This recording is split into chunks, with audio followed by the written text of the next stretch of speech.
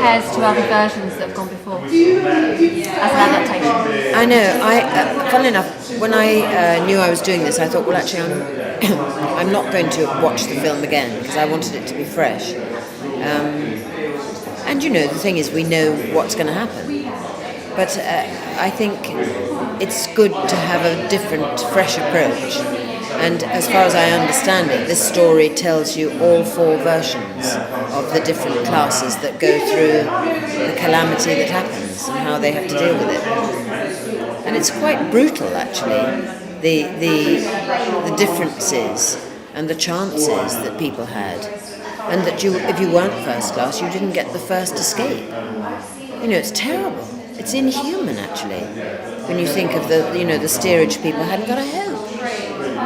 How terrible that we should, give one person more of a chance than the other simply because they paid more for their ticket. I mean, it's barbaric, actually. It's a huge cast. Did you really get that sort of epic feel while you were filming?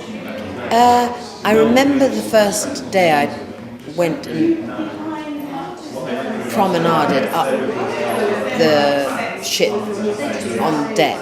It's a magnificent feat on our designer's shoulders, and my God, he pulled it off. And it was breathtaking, actually, that first promenade. That was my first day filming, promenading along the boat.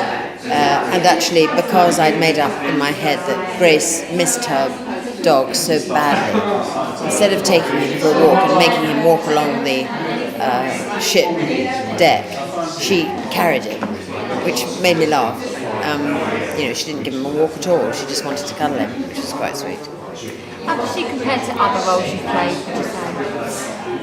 I don't know. I hope a bit different. That's my aim, anyway, to try and do something a bit different to the last thing I did, if I can.